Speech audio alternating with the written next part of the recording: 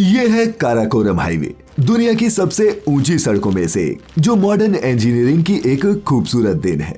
इसे बनाने में पाकिस्तान के 800 और चीन के 200 वर्कर्स ने अपनी जान गंवा दी थी। चीन को $62 बिलियन इन्वेस्ट करने पड़े, जिसमें से 2 बिलियन तो पाकिस्तान को उसे लोन की तरह देने पड़े। लेकिन एक बात है जो समझ नहीं आती कि चीन पाकिस्तान पर इतना इन्वेस्ट क्यों कर रहा है। कहीं दुनिया को बिजनेस बढ़ाने का झांसा देकर चीन कोई गेम प्लान तो नहीं कर रहा। इसी टॉपिक पर डिटेल में डिस्कशन करने से पहले आइए पहले इस खूबसूरत रास्ते को निहारते हैं।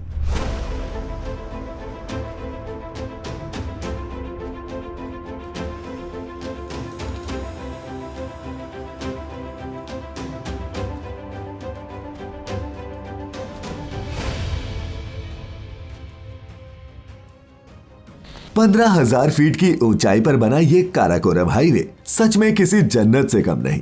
जब आप इस सड़क पर चलते हैं तो ऐसा लगता है जैसे आसमान की ओर बढ़ रहे हो। चारों तरफ बर्फ से ढके पहाड़, गहरी घाटियां और झीलें, यानी कि पूरा नजारा बिल्कुल पोस्ट कार्ड जैसा। लेकिन ध्यान रहे, ये रास्ता जितना खूबसूरत है उतना ही खतरनाक भी है। एक छोटी सी गलती आपको हकीकत में जन्नत नसीब करवा सकती है।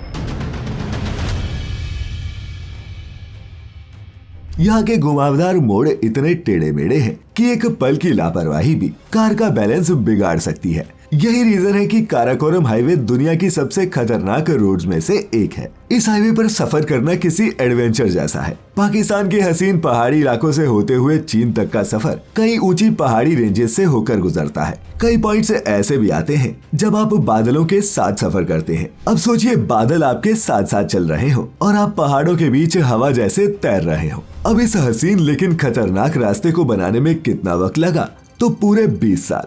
जी हाँ, आपने बिल्कुल सही सुना।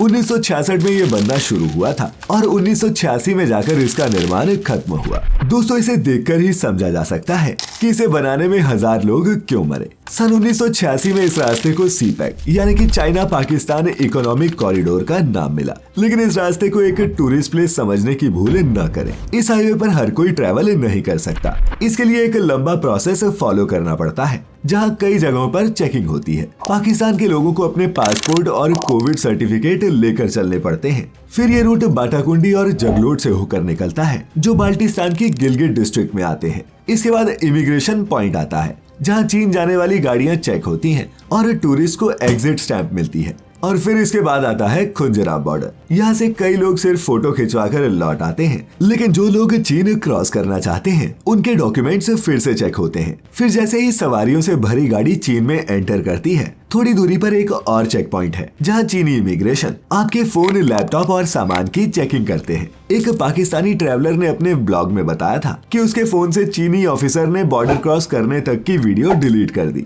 तो आप समझ सकते हैं कि यहाँ सिक्योरिटी काफी टाइट है। अब आते हैं अपने मेन मुद्दे पर, सीपैक के पीछे चीन का असल एजेंडा है क्या? तो दोस्तों, ये तो पक्का है कि चीन ने पाकिस्तान में अरबों डॉलर ऐसे ही इन्वेस्ट नहीं किए। अब दुनिया तो यही समझती है कि चीन का मास्टर प्लान है कि उसे पाकिस्तान से होते हुए सीधे ग्वादर पोर्ट और इस तरह मिडल ईस्ट का एक्सेस मिल जाए। इससे चीन अरेबियन सी और इंडियन ओशन तक आसानी से पहुंच सकता है। तो भारत के लिए सबसे बड़ी चिंता ये है कि सीपैक पाकिस्तान के कब्जे वाले कश्मीर से होकर गुजरता है, जो हमारे लिए एक सीधी चुनौती है। अब अगर चीन यहाँ इंफ्रास्ट्रक्चर बनाता है तो ये भारत की संप्रभुता के लिए एक बड़ा खतरा है। कहने का मतलब साफ है कि काराकोरम हाईवे जैसा प्रोजेक्ट सिर्फ एक रोड प्रोजेक्ट नहीं है, बल्कि चीन की भारत को चारों तरफ से घेरने की स्ट्रेटेजी का ही हिस्सा है। अब ऐसे में भारत की सरकार भी चुप बैठने वालों में से नहीं है। चीन का ये गेम प्लान इंडिया ने पूरी तरह से समझ लिया है और इसी कड़ी में हम भी अपने बॉर्डर इंफ्रास्ट्रक्चर पर खासा ध्यान देने लगे हैं। इंटरनेशनल लेवल पर भी हम इसका खुलकर विरोध करते आए हैं। अब असल सवाल ये है कि अगर चीन अपनी इन हरकतों से बाज नहीं आया तो इंडिया का अगला कदम क्या होना चाहिए? आपको क्या लगता है? नीचे कमेंट्स में जरूर लिखें। और वीडियो अच्छी लगी हो तो इसे अपने दोस्तों के साथ शेयर करें और ऐसी सभी वीडियोस के लिए देखते रहें फैक्टिफाइड। आपका बहुत बहुत शुक्रिया।